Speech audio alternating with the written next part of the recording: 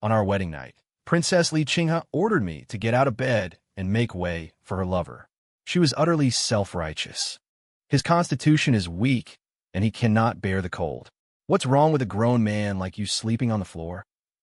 That man, Gu Xianxing, was draped in the scarlet wedding robe that should have been mine. He leaned against the headboard like a proud peacock, provocatively hooking my chin with the tip of his toe. In my past life, I endured it. Like a dog wagging its tail, begging for affection, I curled up on the cold footstool for a night. All because I loved her to the bone, unable to bear seeing her frown even for a moment.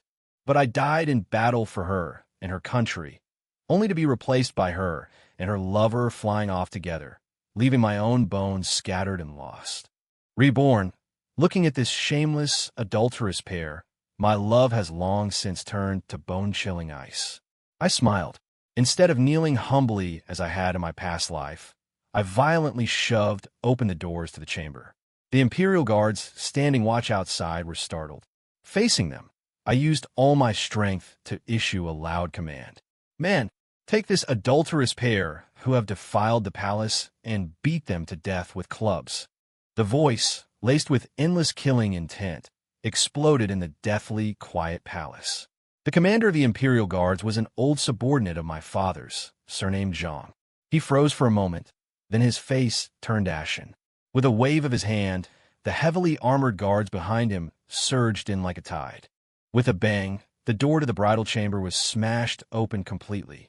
The scene within made everyone gasp in shock. Li Qinghe screamed, the blood draining from her face. Her first reaction was to spread her arms to shield Gu Xianxing behind her. "Wei Yuan, have you gone mad? He is my guest." Gu Xianxing, trembling with fear, shrank entirely behind Li Qinghe. He stared at me with venomous hatred, yet his voice came out soft and innocent. "Princess, it is all my fault. It has nothing to do with you. If the prince consort wishes to kill someone, let it be me. Do not let me implicate you." What a delicate white lotus. I sneered, walking towards him step by step. Like a mother hen protecting her chick, Li Qinghe blocked my path. "Wei Yuan, you dare." I wasted no more words on her, directly bypassing her. I seized Gu Xianxing by the collar and dragged him from the bed. His frail body was like a rag doll in my hands. "Ah!" he cried out, falling heavily to the floor. I lifted my foot without the slightest hesitation and kicked him viciously in the chest. He immediately spat out a mouthful of blood, his face turning as pale as paper in an instant. Li Qinghe completely lost her mind, screaming as she lunged forward to push me. "How dare you touch him? Wei Yuan, I will have my father, the emperor, kill you. Kill your entire family." I twisted around and seized her slender wrist with such force that her beautiful face instantly paled. I pulled her in front of me, close to her fragrant ear, my voice as low as a specter's. "Princess, starting tonight, you had best learn how to be my wife." With that, I pushed her away. Before her horrified eyes, I raised my foot and brought it down heavily on the fingers Gu Xianxing used to play the zither and paint. Crack! The sound of shattering bones was sickeningly clear. "Ah!" Gu Xianxing let out an inhuman, blood-curdling scream, writhing in agony on the floor. I looked down at Li Qinghe from above and spoke slowly. "You see, his constitution really is very weak." Li Qinghe completely broke down. She collapsed to her knees, tears mixing with her makeup, smearing her face in a pathetic mess. She crawled towards me, grabbing the hem of my trousers, begging pitifully. "I was wrong. Wei Yuan, I was wrong. I beg you, please let him go. He will die. He will really die." I kicked her hand away and commanded Commander Zhang behind me. "Throw this adulterer into the celestial prison to await judgment. The princess has behaved improperly. Confine her here. No one is to visit her without my order." "Yes, sir." Commander Zhang waved his hand, and two guards immediately stepped forward, dragging Gu Xianxing up like a dead dog. Li Qinghe threw herself forward like a madwoman to stop them. "Don't take him away. Who dares?" My voice grew even colder. "Whoever dares to obstruct will be considered an accomplice and taken as well." The guards paused, looking at me. I took out a golden tablet from my robes. It was a gift from the late emperor, granting me the authority to execute first and report later. Commander Zhang's pupils contracted. He immediately bowed. This general obeys. The two guards no longer hesitated, forcibly restraining the crying and struggling Li Qinghe. Amidst Li Qinghe's desperate cries and Gu Xuanqing's intermittent moans, I slowly walked back to the bed. The ceremonial wine on the table had grown cold. I picked up one of the cups and drained it in a single gulp. The wine entered my sorrowful gut, but it could no longer ignite even a spark of warmth. Revenge begins tonight. Before the sky had brightened, an imperial edict arrived. The eunuch's shrill voice sounded from outside the door, summoning the princess and me to the palace at once. I straightened my robes and opened the door. Li Qinghe didn't sleep all night. Her eyes were swollen like walnuts, and her hair was a mess, with none of the grace of the first beauty of the great Xia. When she saw me, her gaze was laced with poison. Wei Yuan, you just wait. I will make sure you die without a burial place. I paid her no mind, walking straight past her as if she were nothing but air. This disregard was more agonizing to her than any humiliation. She trembled with rage, but could only follow behind me and board the carriage to the imperial palace. In the Golden Throne Hall, the civil and military officials were arrayed on both sides. The atmosphere was so heavy it felt as if water could drip from the air. The moment Li Qinghe saw the emperor, she fell to her knees with a thud, tears streaming down like pearls from a broken string. "Father Emperor, you must seek justice for your daughter." Sobbing, she began to twist black and white.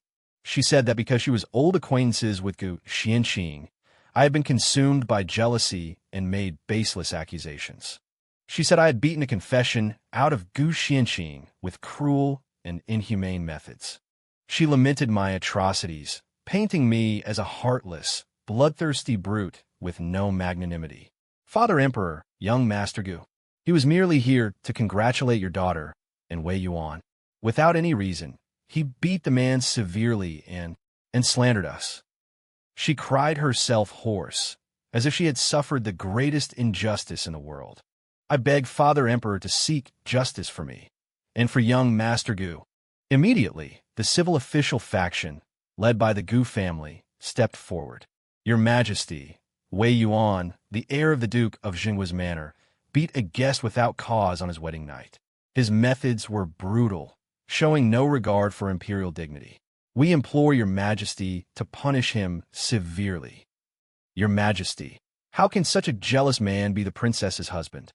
We implore your Majesty to issue an edict and strip him of his title as imperial son-in-law." One accusation after another was hurled at me like a volley of knives.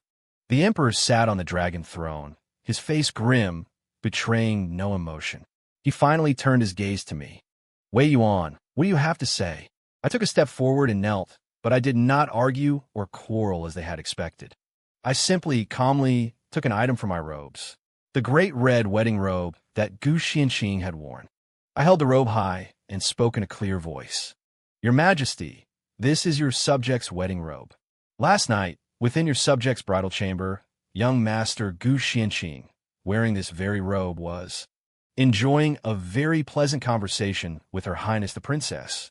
My voice was not loud, but it carried clearly throughout the hall. Everyone fell silent.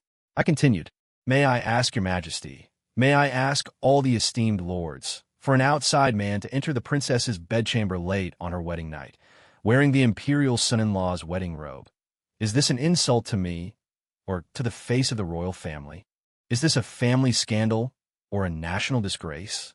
My words struck everyone's heart like a heavy hammer. Li Qinghe sops seaza abruptly. She stared at me in disbelief, never having imagined I could be so calm and ruthless. I changed the subject, turning to my family's history. My Duke of Jinghua's house, since the time of the grand ancestor, has guarded the gates of the great Xia. My grandfather, my father, and my 3 uncles all died on the battlefield, their bodies wrapped in horsehide. My Wei family is a house of loyal martyrs, with countless members who have sacrificed themselves for the country. Now, I'm the only one left to carry on the line. I, the sole heir of the Wei family, have suffered such a monstrous humiliation on my wedding night. At this, I kowtowed heavily, my voice like a great bell. "Your subject does not ask your Majesty to seek justice for me. I only ask your majesty to seek justice for the dignity of the royal family and for the laws of the great Xia. Otherwise, how will the soldiers of the realm view the fate of those who serve the country with loyalty? If the hearts of the soldiers grow cold, who will be left to guard this vast empire for your majesty? I implore your majesty, uphold the laws of the nation. The Golden Throne Hall was deathly silent. The emperor's expression turned extremely sour. He looked at his beloved daughter, weeping like a pear blossom in the rain, then at me, kneeling on the ground, my words irrefutable and pressing. He was caught in a dilemma. He needed the military power of my Wei family, yet he could not bring himself to be harsh with his most cherished daughter. Li Qinghe was completely stunned. She could only stare at me blankly, as if seeing me for the first time. Yes, the Wei Yuan she knew would only trail behind her, willing to do anything for her. That Wei Yuan had died last night. The one kneeling here now was a demon from hell, and she and her lover were to be the sole offerings of my life. In the end, the emperor was still the emperor. He chose the safest and also the most foolish way to paper over the cracks. After a long standoff, a verdict of much thunder and little rain finally fell. Li Qinghe, for her arrogance and willfulness, was confined to the princess's residence for 3 months and fined a year's stipend. Gu Xianxing, for visiting the princess late at night and his improper conduct, was acquitted, it being deemed an unintentional mistake. He was ordered to return to his marquis's residence to recuperate and was forbidden to leave without a decree. And I, Wei Yuan, for making a mountain out of a molehill, alarming the emperor, and acting recklessly, was stripped of my nominal post as deputy commander of the Capital Patrol and ordered to reflect on my misdeeds behind closed doors. As the edict was announced, the court was in an uproar. This was not a verdict. It was a clear case of slapping both sides on the wrist, and it even favored the princess and Gu Xianxing. When Li Qinghe heard that Gu Xianxing was unharmed, she immediately let out a long sigh of relief. She climbed up from the ground, her eyes, as she looked at me, filled with triumphant provocation and undisguised contempt. That gaze seemed to say, "You see, Wei Yuan, no matter what tricks you pull, you can't hurt me in the slightest. You and I are, after all, worlds apart." The faction of civil officials also revealed looks of triumph. I kowtowed and expressed my gratitude for the emperor's grace with a deadpan expression, as if I were completely indifferent to this outcome. This subject obeys the decree. On the way back to the princess's residence, the atmosphere in the carriage was cold enough to freeze a person to death. Li Qinghe had resumed her arrogant posture. She shot me a sidelong glance, a sarcastic smile playing on her lips. "Wei Yuan, do you see it now? This is the difference between you and me. You are nothing but a pawn my father, the emperor, uses to appease your family's old subordinates, just a dog that knows how to bite. Don't think that just because you've played a few clever tricks, you can turn the world upside down. Before me, you will never be presentable." I closed my eyes and ignored her. In my past life, it was precisely because of this unjust verdict that I became utterly disheartened and completely degenerated into Li Qinghe's plaything. In this life, however, I knew clearly that the emperor's suspicion and compromise were the very cracks I needed. Did he think he was balancing the court? He was merely personally unshackling me. Upon returning to the residence, I went straight to the study and locked myself in. Seeing that I was ignoring her, Li Qinghe found it boring and returned to her own chambers, cursing and grumbling. In her eyes, I was merely a boor who knew how to throw a tantrum, who, after causing a scene, ended up being put in his place and was not a threat to be feared. I spread out the Xian paper and picked up a brush. But what I wrote was not some letter of self-reflection, but a secret memorial concerning the border defenses and internal canal transport reforms for the next few years. These were all memories I had exchanged for blood and tears in my past life. After finishing this secret memorial, I summoned a trusted subordinate and had him deliver it secretly. Then, I summoned another person. "Go to Gu Xuanxing's marquisate and deliver some valuable medicinal herbs." The subordinate was puzzled. "General, why are we?" I cut him off, my voice icy. "And pass on a message from me. Just say that the prince consort wishes for young Master Gu to recuperate well, as his health is what's most important. After all, We have a long future ahead of us." The subordinate shuddered and immediately took his leave to carry out the order. I looked out the window as the sky gradually darkened. "Li Qinghe, Gu Xianxing, the emperor. I'm done playing your game. From now on, I will be the one to set the new rules, and all of you will be my pawns. Soon, you will understand what true fear is." Li Qinghe's life in confinement was one of utter boredom. Believing I had completely submitted, she began to humiliate me with increasing intensity, attempting to turn me back into the obedient dog I once was. The emperor's verdict made her even more audacious.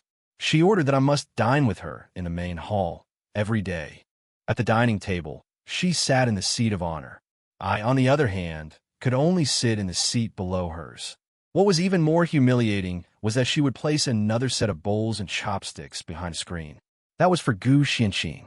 Although Gu Xianxing had been ordered not to leave his residence, he always found ways to bribe the servants and sneak into the princess's residence for secret trysts with Li Qinghe. Separated by a screen, one inside and one out, they would gaze at each other with deep affection, whispering softly as if no one else was there. And I, the rightful prince consort, became the backdrop for their flirtations, a ridiculous ornament.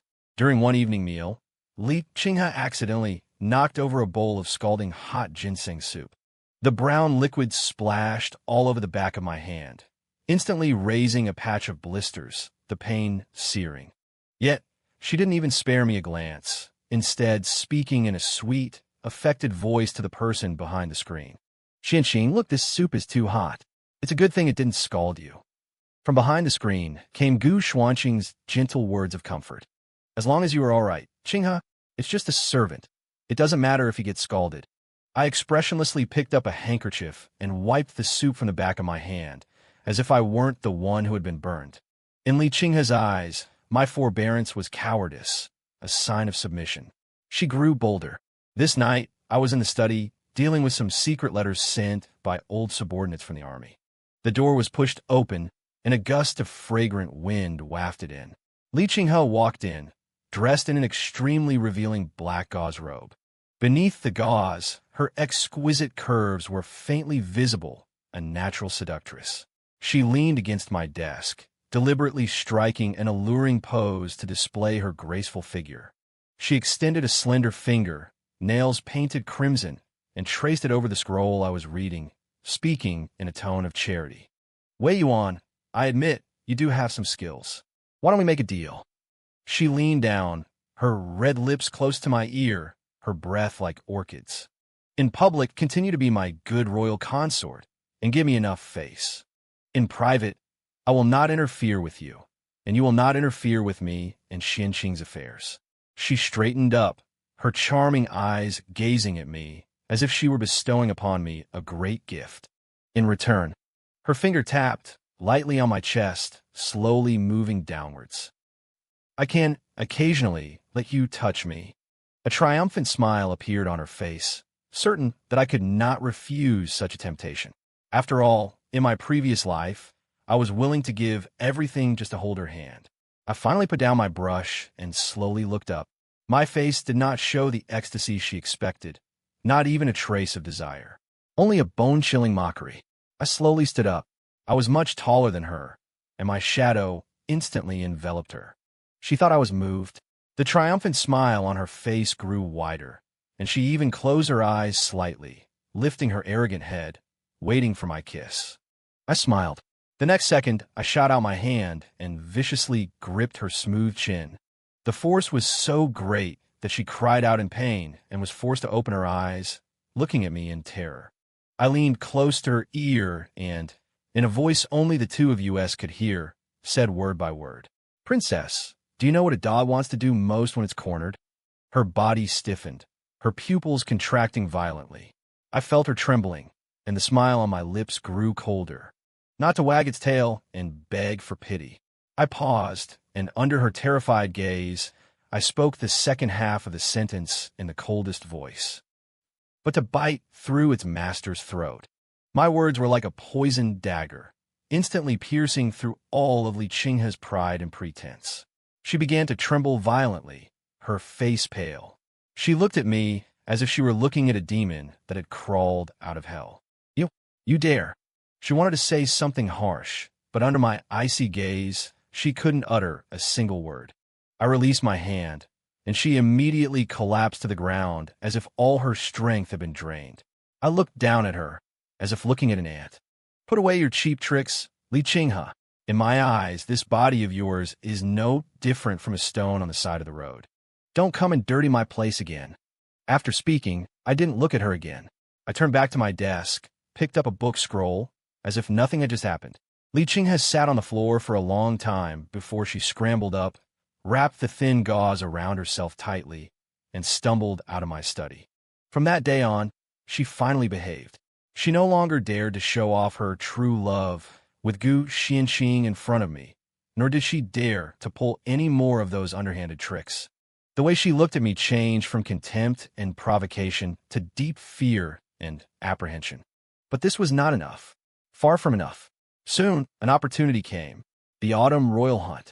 This was an annual grand event for the imperial relatives and the children of nobility. The emperor had received the secret memorial I submitted about border defenses. In it, I had accurately predicted a small-scale raid by the northern barbarians and proposed a perfect counter-strategy. It turned out that my prediction was flawless. The border general used my method and won a handsome little victory. The emperor was greatly impressed with me. Although there was no verbal reward for the matter of the hunt, he made a special exception and allowed me to attend as the royal consort. Li Qinghe's confinement was also lifted. In order to help Gu Xianqing, who had been frightened by me, relax, she pleaded for a favor and brought him along to the hunting grounds. Just as I wished. Through my father's old subordinates, I had long since bribed an inconspicuous servant by Gu Xuanqing's side. Before the hunt began, that servant quietly tampered with the bow Gu Xianqing used most often. The hunt began, and the horns blared in unison. I rode a tall horse, seemingly wandering aimlessly through the forest. In reality, I was using the corner of my eye to lock onto the positions of the Crown Prince and Gu Xianqing. The Crown Prince was mediocre, but his advantage was being the eldest son of the Empress, the future heir to the throne. I deliberately drove a deer, guiding it in the Crown Prince's direction. The Crown Prince was overjoyed and immediately spurred his horse in pursuit. At the same time, I also lured Gu Xianqing nearby. He was bent on showing off his bravery in front of Li Qinghe. Seeing the deer, he immediately drew his bow and nocked an arrow. Just as the Crown Prince was about to catch up to the deer and raise his bow to shoot, I timed it perfectly and, from a hidden spot, used a small stone to startle Gu Xuanqing's horse. The horse was frightened and reared up. Gu Xianqing cried out in alarm, and the arrow in his hand flew from the string with a swoosh. But the direction of the arrow was not the deer, but the Crown Prince directly in front of him. Assassins! Protect His Highness the Crown Prince! The surrounding guards were aghast. Before anyone could react, I was like a bolt of lightning, spurring my horse to rush in front of the Crown Prince. With a sickening squelch, the arrow struck me squarely in the left shoulder. I let out a muffled groan and fell from my horse. The Crown Prince's face turned deathly pale, and the guards swarmed forward. Quick! Summon the imperial physician. Consort Wei has been hit by an arrow.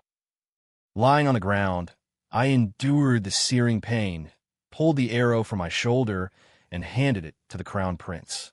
Your Highness, the arrow, it's poisoned. With that, I fainted. The arrowhead glinted with an eerie blue light under the sun, coated with a poison that could induce a rapid coma. Assassinating the Crown Prince. This was a monstrous crime punishable by the execution of 9 generations of one's clan. Gu Xianqing was speechless, unable to defend himself. He looked at the bow in his hands, then at the wound on my shoulder, completely stunned. He was immediately seized by the fierce imperial guards, stripped of his weapons, and pinned to the ground. Li Qinghe witnessed it all, scared out of her wits. She knew that the severity of this matter hinged entirely on a single word from me, the victim and hero who saved His Highness. The only one who could save Gu Xianqing was me. That evening, in my tent, the imperial physician had just finished treating my wound when Li Qinghe's voice, laced with sobs, came from outside. Wei Yuan, may I come in? I did not answer. She waited for a long time before finally mustering the courage to lift the flap and enter. Then she did something I had never seen in 2 lifetimes. This, the most noble and proud eldest princess of the great Xia, fell to her knees before me. She wept, looking up at me with humility. Wei Yuan, I beg you. I beg you to save Xianqing. I sat in my chair, methodically wiping my long sword, without even glancing up at her. I simply spoke, my voice devoid of any warmth. So a princess's knees are this weak. Li Qinghe's body went rigid. The color drained from her face. Humiliation and pain intertwined, making her look incredibly fragile. But for Gu Xuanqing's sake, she endured it. She shuffled forward on her knees until she was before me, her voice trembling. Wei Yuan, I know I was wrong. It was all my fault before. As long as you're willing to save Xianqing, I'll do anything you ask. I finally stopped wiping my sword. I looked up, sizing her up. She wore a plain dress, her hair simply tied up, devoid of her usual extravagance and arrogance. Tears had washed away her delicate makeup, revealing a pale and helpless face. Indeed, a sight to inspire pity. A pity my heart was already dead. Anything, I repeated, a playful tone in my voice. She nodded vigorously, as if clutching at her last straw of hope. Yes, anything. Good. I set down my long sword and leaned back in my chair. Then pour me a cup of tea first. She froze. And then my legs. They're a bit sore from standing all day. I pointed to my legs. Li Qinghe's face turned pale, then ashen. She had thought it perfectly natural for me, the heir of the Grand General's manor, to be her devoted admirer. But for her, a princess of noble birth, to serve me, her consort, was the greatest humiliation. She bit her lip, her nails digging deep in her palms. I didn't rush her, merely watched her in silence. The candle in the tent crackled as time ticked by. Finally, as if she had made some great resolve, she closed her eyes, then snapped them open. She stood up and clumsily poured me a cup of hot tea, offering it to me with both hands. Consort, please have some tea. Her voice was hoarse and trembling. I took the cup but did not drink, setting it aside instead. Then I looked at her. She understood my meaning. Her body stiff, she squatted down, extended her pampered hands that had never known rough labor, and gently placed them on my legs, beginning to massage them. The pressure was very light, like a cat pawing. But I did not tell her to stop. I just watched her like that. Watched this once high and mighty princess serve me like a lowly maidservant. Her tears fell silently, dripping onto the cuff of my trousers, spreading into a small, dark stain. Only when her arms grew numb from the effort, and she could barely continue, did I finally speak. You want to save Gu Xianqing? Fine.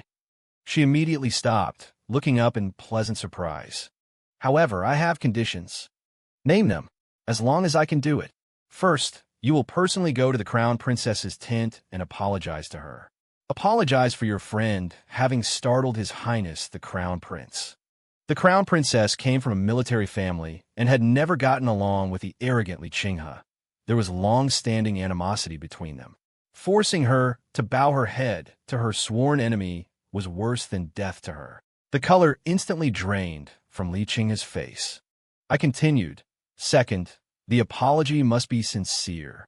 Present the South Sea Pearl jewelry set that your mother, the concubine, left you, the one you cherish most, to the Crown Princess as an apology.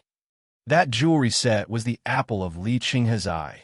She had flaunted it in front of Gu Xianqing countless times. Li Qinghe trembled with anger. Wei Yuan, don't push me too far. You don't have to, I said faintly. Tomorrow morning, Gu Xianqing will be escorted back to the capital to be tried for treason. At that time, not only him, but the entire Gu family will be buried with him. My words completely extinguished the last spark of Li Qinghe's defiance. She collapsed to the ground, utterly dejected. The next day, she did as I said. She carried the priceless South Sea Pearl set to the Crown Princess's tent, knelt on the ground, and endured the Crown Princess's cold taunts and endless humiliation. When she came out from the Crown Princess's, she looked as if her very soul had been drained from her. And I, before the Emperor, testified for Gu Xianqing. I said that Gu Xuanqing's face was pale and his eyes were unfocused at the time, as if an old illness had relapsed, causing his hand to tremble and the arrow to go astray, and that it was not an intentional assassination attempt.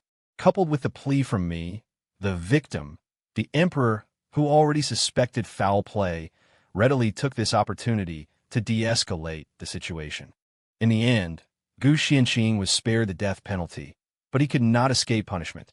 He was stripped of all his titles and honors, exiled 3,000 miles to the miasmic lands of the southern frontier, and forbidden from ever returning to the capital. When Li Qinghe learned of this result, she rushed to me like a madwoman and questioned me. "Why didn't you secure his stay in the capital? You promised me." I looked at her coldly, as if watching a buffoon. "I only promised to save his life, not to secure his future. Princess, this is the price for your request." Looking at her devastated and crumbling state, I felt not a shred of pity. I took something out from my robes. It was her favorite, a dragon and phoenix jade pendant used to exchange affections with Gu Xianqing. In front of her, I clenched my fist. With a crack, the jade pendant turned to dust in my hand. The powder slipped through my fingers like her bygone love. From now on, what is yours is mine. What I don't like should disappear. Li Qinghe trembled violently, her lips quivering, but she couldn't utter a single word. For the first time, her gaze towards me held a trace of regret. She finally realized that the man before her was completely out of control. Or rather, he had never been under her control. Upon returning to the princess's residence, the first thing I did was to sell off all of Li Qinghe's confidants from top to bottom. Then I replaced them with my own trusted followers. Overnight, this princess's residence completely became my territory, and she, the princess, was completely sidelined by me, becoming a prisoner in all but name. Autumn passed, and winter came, and the news from the border was, as I had predicted, getting worse and worse. The secret memorial I had submitted earlier accurately predicted that the northern barbarians would launch a major invasion during the winter when they lacked provisions. The imperial court was in a state of panic. Urgent dispatches flew into the capital like snowflakes, each one filled with blood and pleas for help. Important border towns fell one after another. The barbarian iron cavalry drove straight in, their blades pointed directly at the heart of the Central Plains. The emperor flew into a rage in the throne room, smashing several precious porcelain vases.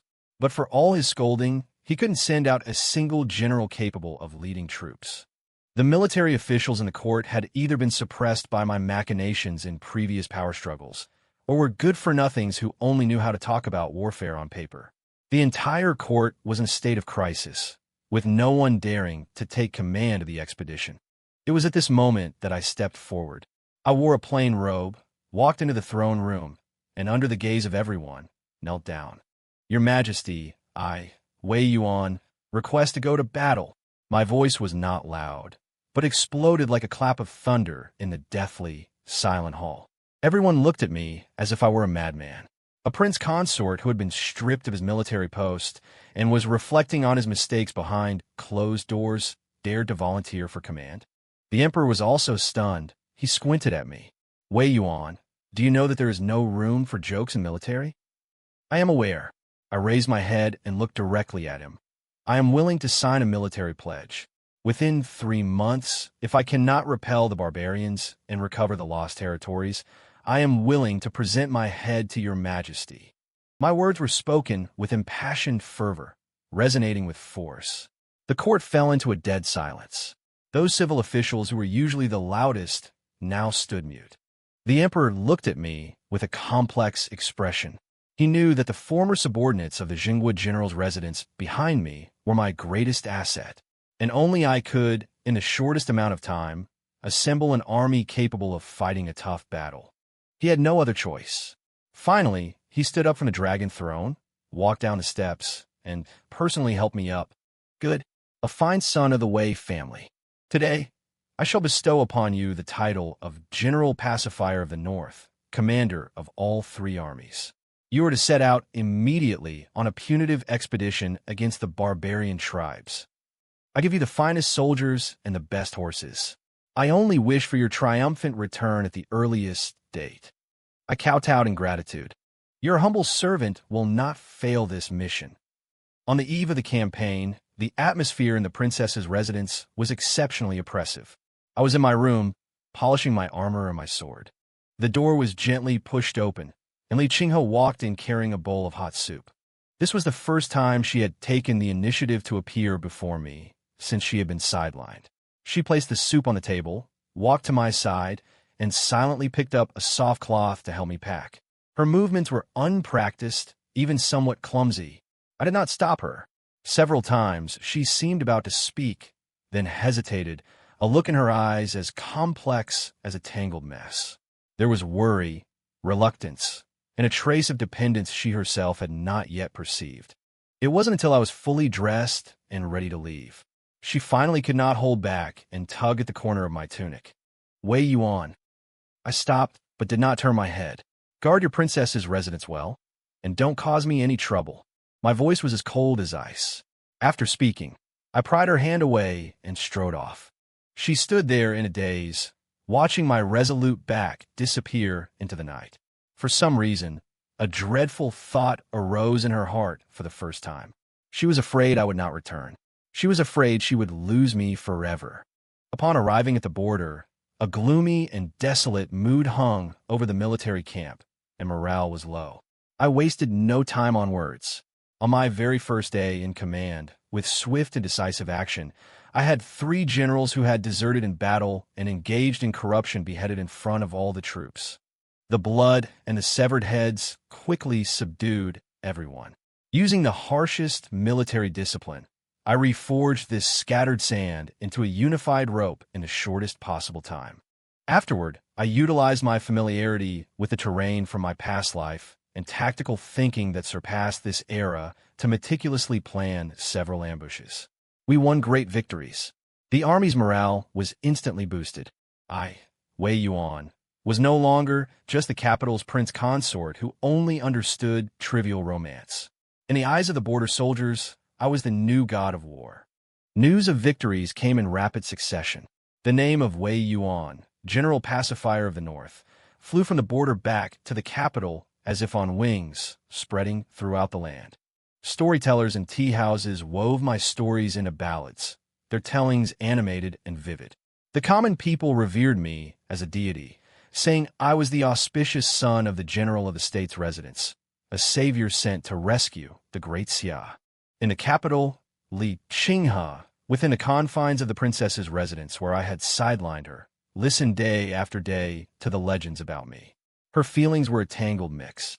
She discovered that the one who lingered in her mind, impossible to dismiss, was no longer the gentle and jade-like Gu Xianqing.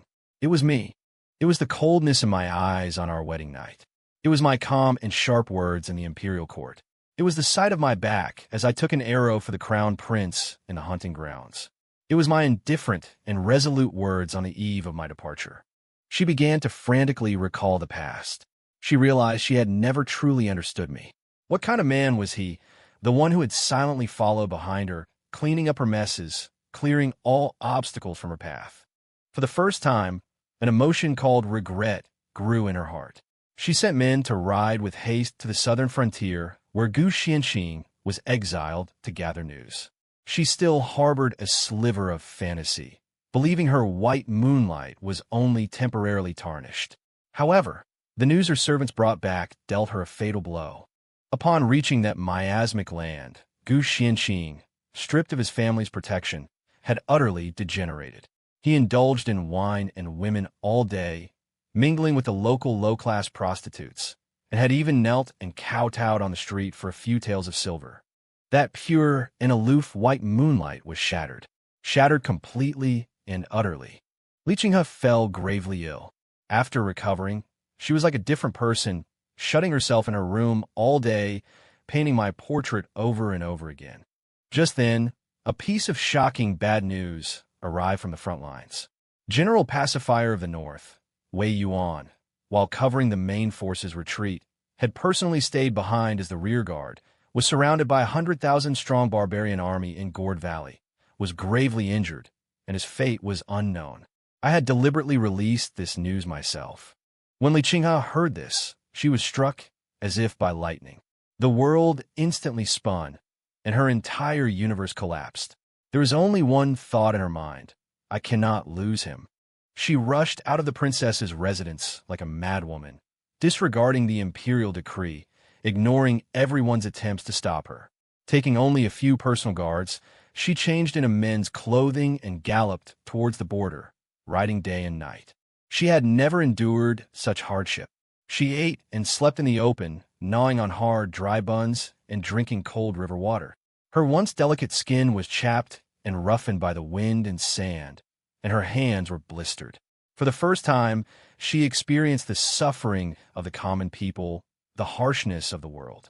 When she appeared outside my commander's tent, covered in dust and utterly disheveled, she was almost unrecognizable. "I want to see Wei Yuan. I want to see your general," she shouted, her voice hoarse. The personal guards at the gate stopped her. "The general is in a meeting with the commanders. No unauthorized personnel allowed." She paid them no mind and tried to force her way in. "Yam Li Kinge. I'm a princess. Let me in." I heard the commotion outside and frowned. "Let her in." The curtain was lifted, and Li Qinghe rushed in. She saw me sitting unharmed in the main seat, clad in armor, my presence heavy and composed, pointing at the sand table and directing the campaign. She froze at first. Then, an overwhelming sense of grievance and relief flooded her heart. Tears instantly burst forth. This was the first time in this life that she had cried for me. I looked at her disheveled state and merely frowned coldly. "Who let you come here?" "Nonsense. Men, take her away." My indifference was like a basin of icy water, extinguishing all the grievance and emotion in Li Qinghe's heart. She was escorted out by the guards and settled into a simple, small tent next to the commander's tent. I did not go to see her again. I used her status as a princess, making her go among the troops to comfort the wounded and boost morale. This was her final value. She had never lifted a finger in her life, and at first she was clumsy, even bandaging wounds incorrectly. The gruesome state of the wounded soldiers and the cruelty of war made her vomit several times. But she gritted her teeth and endured it all. Watching those soldiers who had lost arms and legs still chatting and laughing, she finally understood the weight of my words. The entire household of the state-guarding general is loyal and heroic. Only then did she understand what I had sacrificed for this country. She began to learn how to care for people, how to treat wounds, evolving from initial terrified screams to later skilled numbness. She had changed. She became silent and also resilient. One night, after I had finished with military affairs and returned to my tent, she was waiting outside, holding a bowl of hot congee. You haven't eaten all day." She kept her head down, not daring to look at me. I did not take it, walking straight into the tent. She followed me in silently, placed the congee on the table, and then turned to leave. "Stop," I said. She froze, her body stiffening. I took off my armor, revealing the inner tunic soaked in blood beneath. The wound on my left shoulder had split open again from the day's fighting. With my back to her, I tended to the wound. Her pupils contracted sharply as she looked at the crisscrossing scars on my back, old and new layered upon each other. Every one of those scars was grotesque and horrifying, like centipedes crawling on my back. She couldn't stop herself from reaching out, wanting to touch them. Just as her fingertips were about to touch my skin, I whipped my head around and barked coldly. "Don't touch me." Startled, she snatched her hand back, her eyes instantly reddening. I paid her no more mind, applying medicine to myself before putting my clothes back on. She just stood there in a daze until I had finished everything. Only then did she silently exit the tent. That night, she slept restlessly. In the middle of the night, she was woken by the cold, only to find a black cloak carrying my scent draped over her. Stunned, she wrapped the cloak tightly around herself as if embracing a warm furnace. She thought that I still had a place for her in my heart. She thought I was just harsh with my words, but soft in my heart. These fleeting moments of gentleness were like the deadliest poison, causing her to fall completely. She began to fall in love with me with all her heart. This man she had once despised and scorned. She became completely obedient to me, even using her status to help me write letters to the emperor, securing more provisions and support for me. She did not know that all of this was part of my calculations. That cloak, I had deliberately ordered my personal guard to cover her with it. Everything she did was merely paving my path to the pinnacle of power. On the eve of the final battle with the barbarian tribes, she found me and hugged me tightly from behind. Wei Yuan, you must come back alive.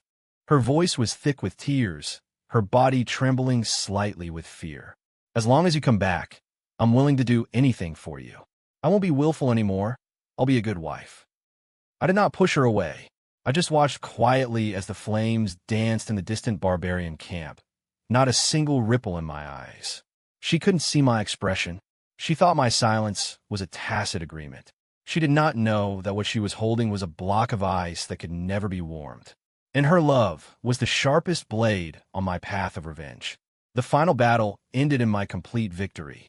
With a textbook encirclement, I annihilated the barbarians' main force of 100,000 and personally took the head of the barbarian Khan.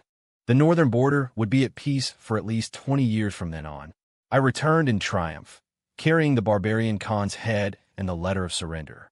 The capital's long streets were empty as the entire city turned out.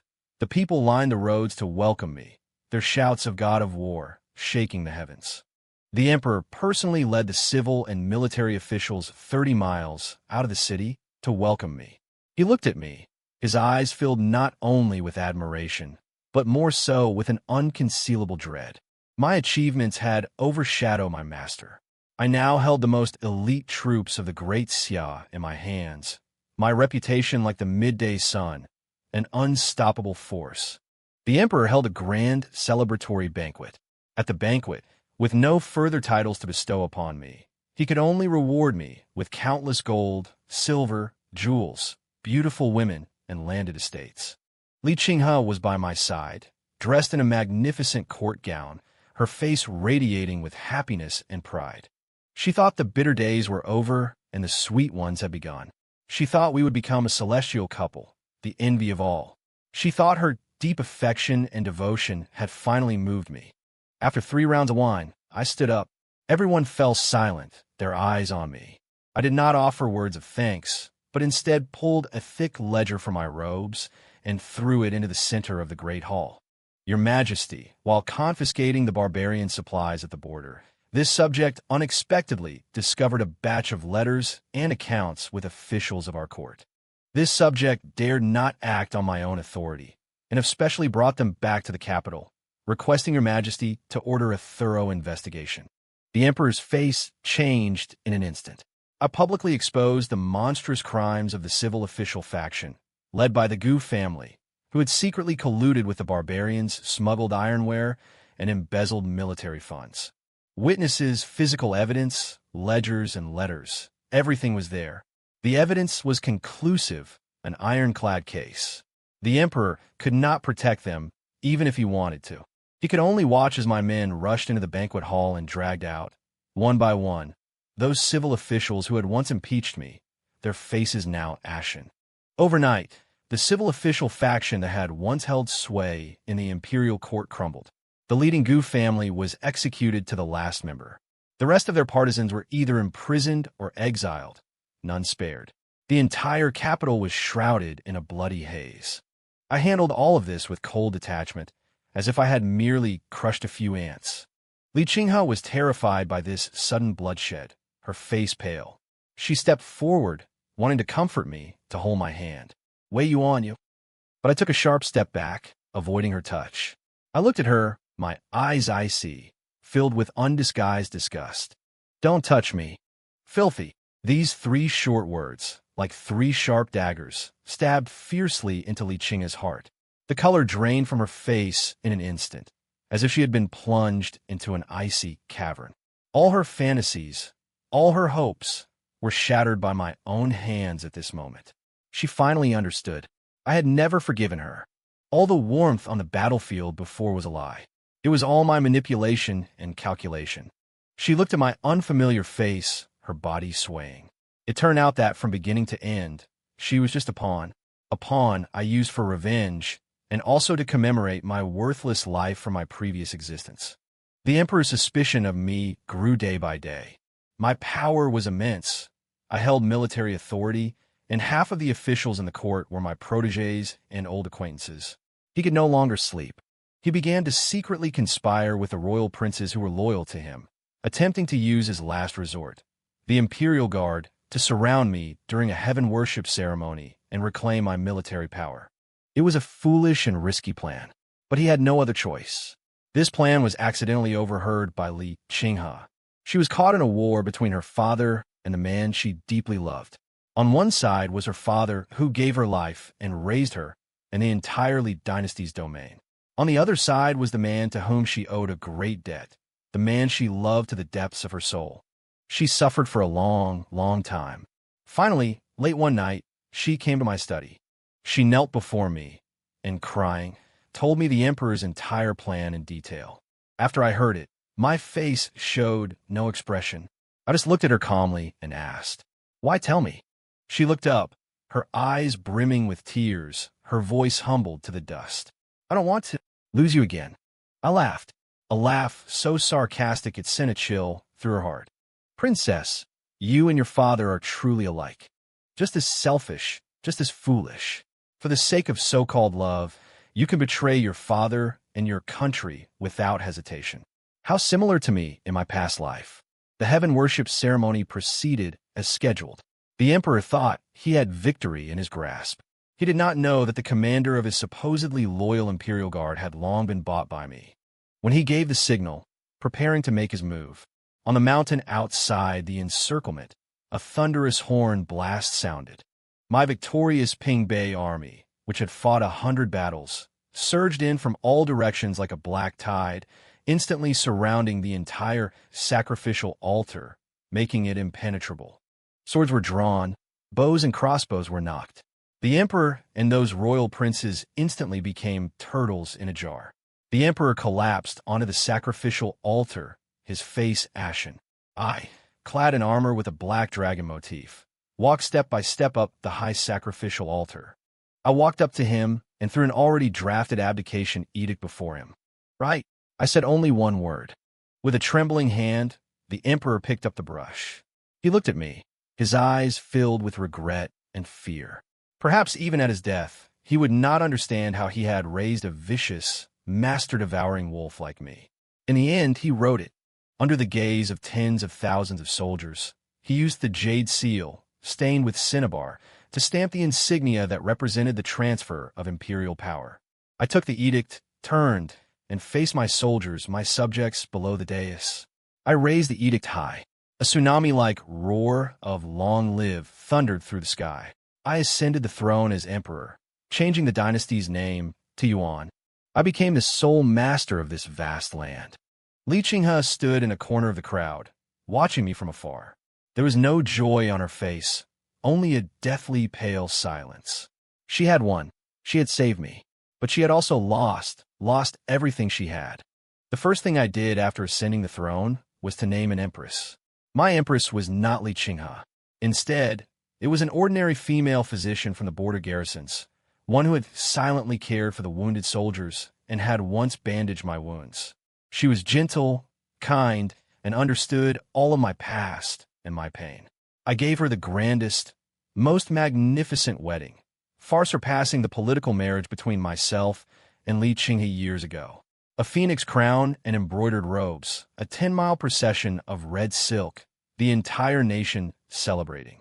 As for the former Grand Princess, Li Qinghe, she was stripped of her title, made a commoner, and imprisoned in her old princess manor. That magnificent residence became her lifelong cage. When she heard the news of my grand wedding, she completely broke down. She began to starve herself, to seek death. She begged for a long, long time, using every method she could just to see me one more time. I finally agreed. A month after my wedding, I summoned her. The location was our former nuptial chamber. Everything here remained exactly as it was back then. She wore the wedding gown from our wedding day, the one I had torn to shreds, and she had painstakingly stitched back together, thread by thread. She was so thin she was unrecognizable, her features gaunt, with none of the beauty of the #1 belle of the Great Xia remaining. Upon seeing me, she knelt, like a dog abandoned by its master. She begged humbly, "Your Majesty, I know I was wrong. I truly know I was wrong. I beg you, look at me again. Even if you keep me by your side as a palace maid, as a servant. Her voice was hoarse, filled with desperate pleading. I walked to her, slowly crouched down, and helped her up. In that instant, a faint spark of hope ignited in her eyes. I looked into her eyes, those eyes that had once infatuated and bewitched me, and said clearly, word by word, in our past life, I was ordered to lead an expedition and died in battle outside Yanmen Pass. My bones were gnawed clean by wild dogs. When the news reached the capital, after hearing the messenger's report, you merely said faintly, I know. Then you turned and changed into your most beautiful clothes to go boating on the lake with your Gu Xianqing, composing poetry. The color drained from Li Qinghe's face in an instant. Her pupils trembled violently. Her lips quivered as she stared at me in disbelief. You. She finally understood why I hated her so much.